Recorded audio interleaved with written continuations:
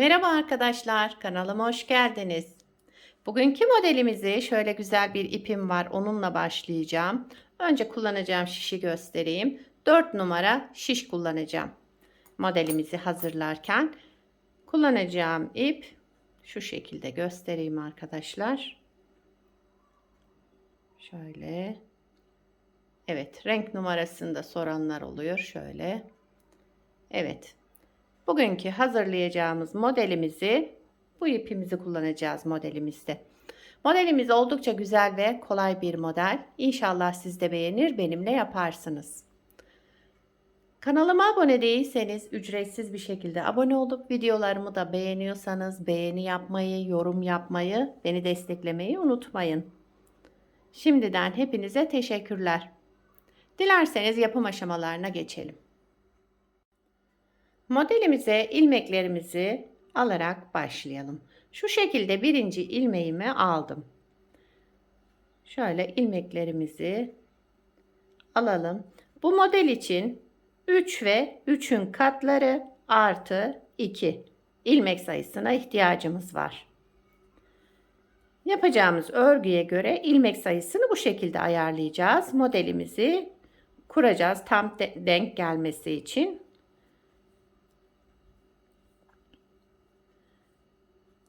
Ben şöyle kısa bir anlatım yapacağım.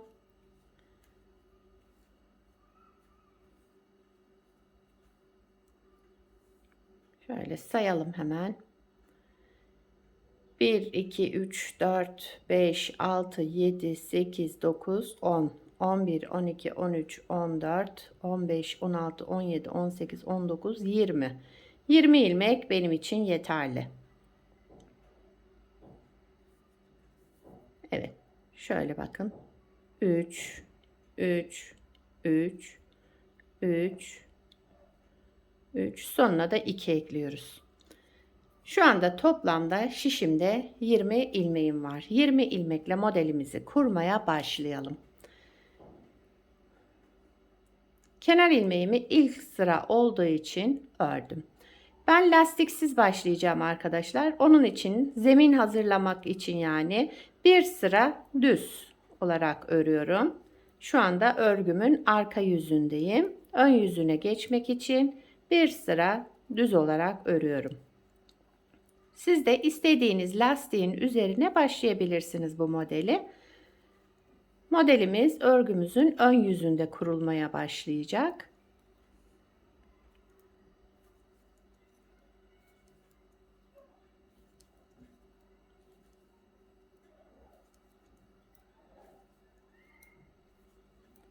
Kenar ilmeğimi de ördüm.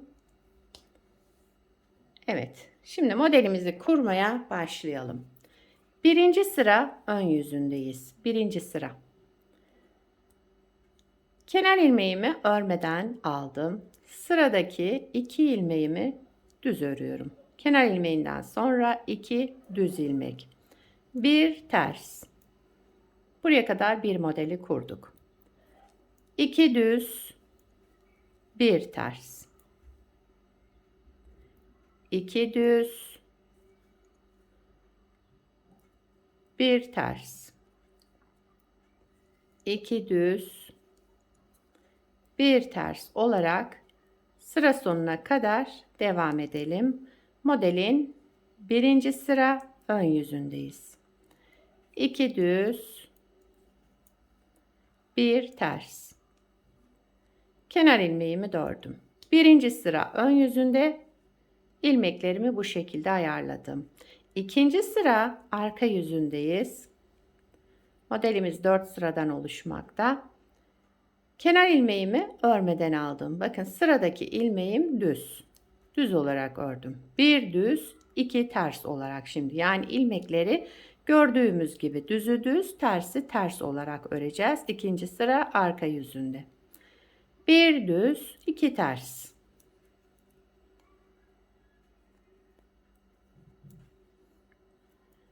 Bir düz, iki ters.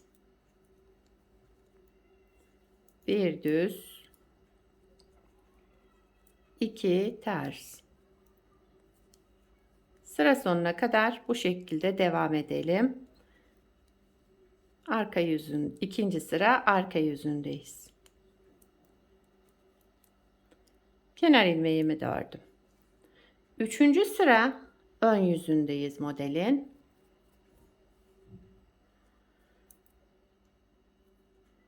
Kenar ilmeğimi örmeden aldım. Bakın sırada 2 düz ilmeğim var. İkisini bir şu şekilde ikisini bir alarak sola doğru kestim. Kesme işlemi yaptım. Tek ilmeğe düşürdüm yani. Tekrar bir ilmek artırdım. Yani şişime doladım. Bir ilmek ters ördüm. Ters olan ilmeğimi ters olarak ördüm. 2 düzle gelince yine ikisini bir düz örerek kestim. Bir ilmek doladım. Sıradaki ilmeğimi ters olarak ördüm. 2 düzü kestim, tek ilmeğe düşürdüm. Bir doladım. Bir ilmek ters ördüm. 2 düzü ikisini bir düz örerek kestim sola doğru. Kesme işleminden sonra hemen bir tane artırma yapıyorum. Şişime bir ilmek doladım. Sıradaki ilmeğimi ters olarak ördüm. 2 ilmeği bir düz örerek kestim. Bir doladım. Sıradaki ilmeğimi ters olarak ördüm. 2 düz ilmeğe geldim. Yine ikisini bir düz örerek kestim. Hemen bir kez doladım. Sıradaki ilmeğim ters, zaten ters olarak ördüm. Kenar ilmeğimi de ördüm. Modelin 3. sıra ön yüzünde bu işlemleri yaptık. 4. sıra arka yüzündeyiz modelin. Kenar ilmeğimi örmeden aldım. Bütün ilmeklerimi düz olarak örüyorum. 4. sıra arka yüzündeyiz. Bütün ilmeklerimizi düz olarak örelim.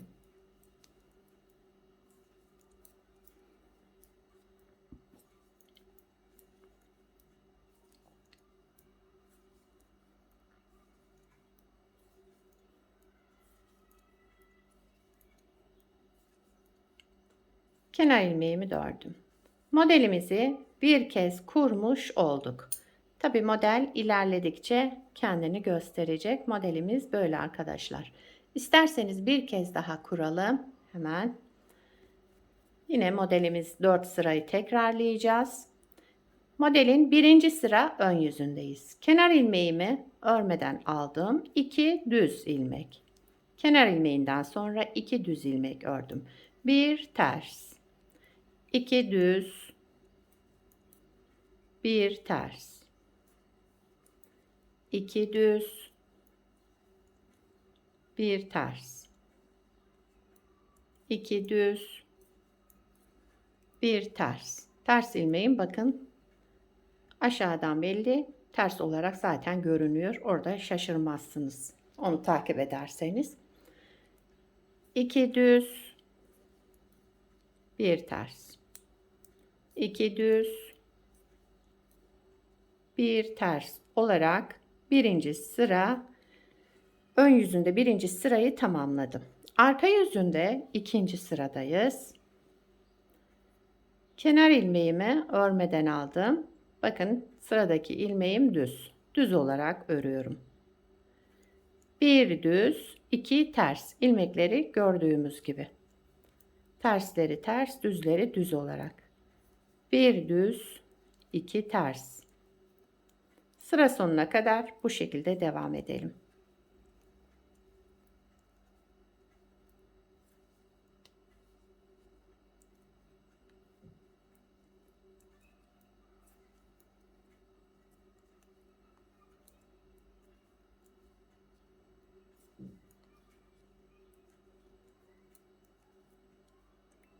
Kenar ilmeğimi de ördüm. 3. sıra ön yüzündeyiz modelimizin. Kenar ilmeğimi örmeden aldım.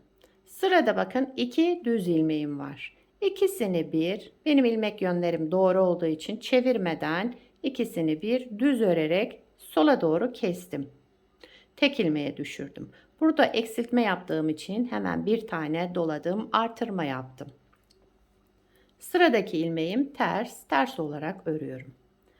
2 düzü, ikisini bir düz örerek kestim. Bir doladım, bir ilmek ters ördüm. 2 düzü düz örerek kestim. Bir doladım, bir ilmek ters ördüm. 2 düz ilmeğimi ikisini bir aldım ve düz örerek kestim. Bir doladım, bir ilmek ters ördüm. 2 düzü düz örerek kestim. Bir doladım, bir ilmek ters ördüm. Son 2 düze geldim. İkisini yine bir aldım ve düz örerek kestim.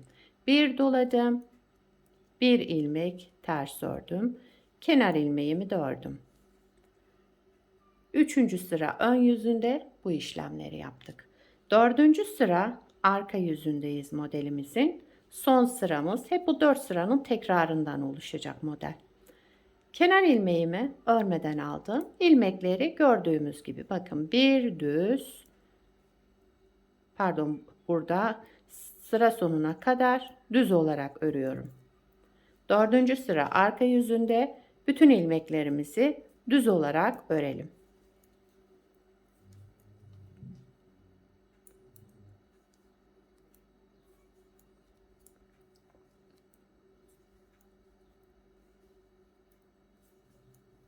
Model güzel, şöyle kabarık bir model. Yazlık, mevsimlik örgülerinizde de ona uygun ip kullanırsanız harika olur. Ben şöyle lastiksiz anlatım yaptım. Dediğim gibi siz de istediğiniz lastiğin üzerine uygulayabilirsiniz bu modeli. Evet, modeli bakın arkadaşlar 2 kez kurmuş olduk.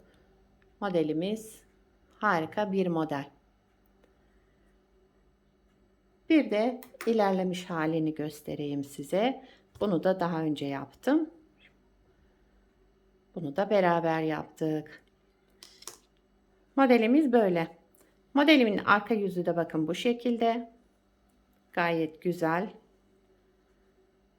Kenar ilmeklerimiz. Bunu da yine bir sıra arka yüzünde düz ördüm. Ön yüzünde modelimizi kurmaya başladık. Yani lastik yapmadım. Bu şekilde de yapabilirsiniz. Arka yüzünde bir sıra düz örüp ön yüzüne şöyle ters ilmekleriniz olacak. Daha sonra üzerine modeli kurabilirsiniz. Bu şekilde bakın kıvrılma falan hiçbir şekilde olmuyor. Model böyle arkadaşlar. Bu modeli istediğiniz örgüde kullanabilirsiniz. Çocuk örgülerinde, bebek örgülerinde, yetişkin örgülerinde, yazlık, mevsimlik hepsinde kullanabileceğiniz kullanışlı, güzel ve gösterişli bir model.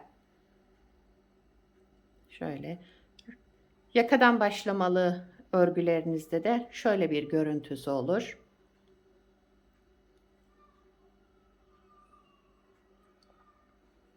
Model benim hoşuma gitti. Gayet kullanışlı ve yapımı da oldukça kolay. Şöyle esnemeyen, yanlara doğru verev gitmeyen modellerden. İnşallah siz de beğenir, benimle yaparsınız. Sizler nelerde kullanacaksınız? Yorumlarda belirtirseniz memnun olurum. Beni buraya kadar izlediyseniz bir beğeni yapmayı, yorum yapmayı, beni desteklemeyi unutmayın. Yapacak olanlara kolay gelsin. Bir sonraki videoda görüşmek üzere. Hoşça kalın.